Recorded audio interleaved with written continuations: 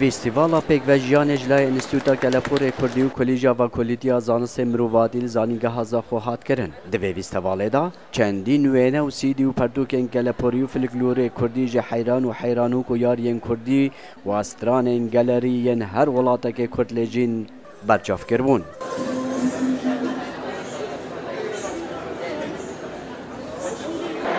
كائمة لم انستيتوتا ويا كم جار أرشيفي كالتوري نتوي كردمان درست كردوا وشويني تحقيق وليكورينو وريسيرشا وهربو دليلي كائمة أبيد لقل زان كوكانا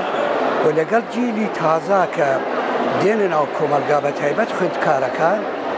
وخند دواركان إما لقل أوانا إيش بكين كار بكين كهم لوان سود ور بگرین بو آرشیوی نتوی گله کمان و هم بتوانن اوانیش لئیمت سود ببینن و تحقیقات ریسرچ و آیا گلی کرد خاولی چه جور شارسانیتی گر دناف زانینگهان دا افرنگ ویستوالا به آرماشت هنه انجام دان داکو خیندکارین کلیجان بو لکولینن خوین درچون مفای جوان پردوکاور گرن ین هاتینا نیشادان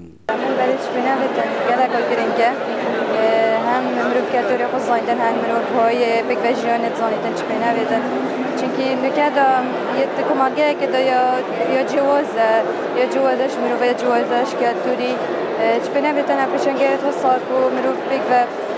کاتوری کدوم زانیدن مروف پیک و بشیدن. ایش وان فایده وان یکان بچین ویستاوالا آوکو ام خوب بنیاسن ام فلکلور خوب بنیاسن ام بدانی کو فلکلور رساناتی ملت کرده و او رساناتی